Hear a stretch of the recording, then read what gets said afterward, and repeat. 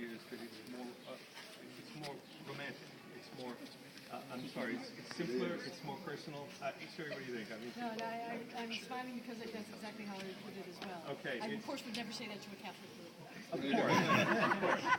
But, I mean, the Protestants and Baptists in particular, I mean, we like to think of all of this in very personal terms, very, like the old hymn, I come to the garden alone while the dew is still on the roses, and then he walks with me and he talks with me and he tells me I am his own. It's very personal and intimate. And the garden tomb will give you more of that sense than this, which has lots of darkness, mystery, foreboding to it, that kind of thing, And so, again, Protestantism is about, you get to have a direct relationship more, where Catholic and Orthodox, there's a great deal more ceremony, a great deal more in terms of the mediation of the church and the liturgy and the rituals and that sort of thing. So our tomb traditions sort of mirror our outlook or understanding of that. And so, did you tell them at the Holy Fire? No, please go ahead. No, that'd be great. Yeah. Okay, so this is just a few days ago. When was it? Last week. Last week or so, yeah. Well, annually, what happens is the miracle of the Holy Fire takes place here. And pilgrims come and people come in, and sorry, but Palestinians have a hard time getting here now. It's a big argument, that they don't get to, be here because of the checkpoints and whatnot. But there are three that are more equal than others in the six groups in here. And so you have the Greek Orthodox Patriarch, Armenian, and the Franciscan, thank you. These three. And the Greek Orthodox, the other two, the Franciscan and the Armenian, are there mainly to keep the Greek Patriarch honest about how this happens. But he gets to, every year, sort of goes in and kneels before the place where Jesus was laid and has to pray a prayer in a way that reminds me a little bit about the high priest who has to make sure he's pure before he goes into the Holy of Holies, lest he die and you pull him out by the rope, Similarly, he has to prepare himself and be pure, and then he says this simple prayer and waits.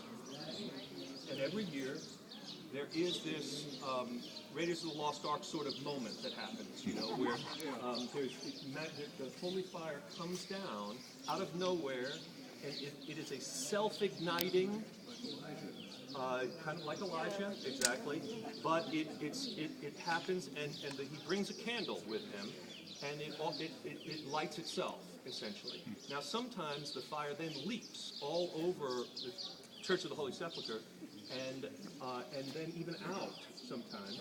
People come with their candles and torches and have them lit, and they testify that this particular kind of fire does not burn their hands and this sort of thing, and they like to show pictures of it in that way.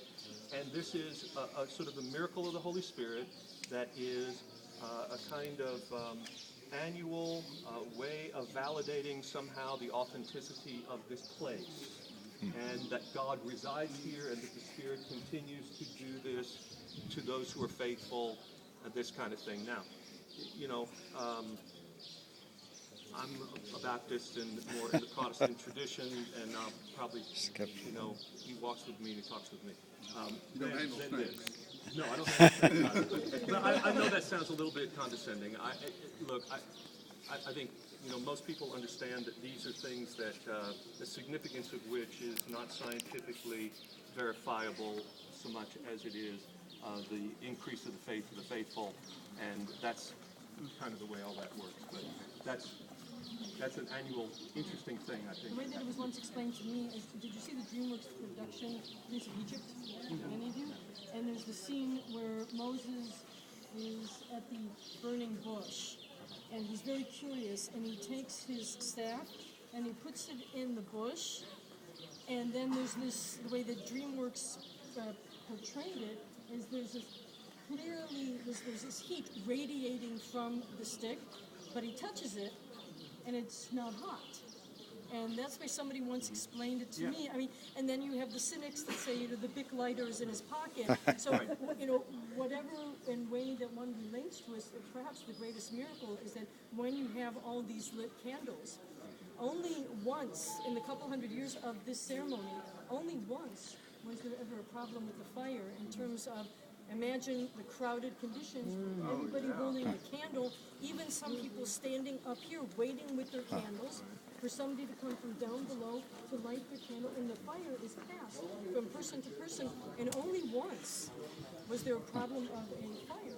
So perhaps, in some ways that is the miracle really of holy fire, but it truly is a large spectacle. And thank you for sharing your comments, and we're going to meet up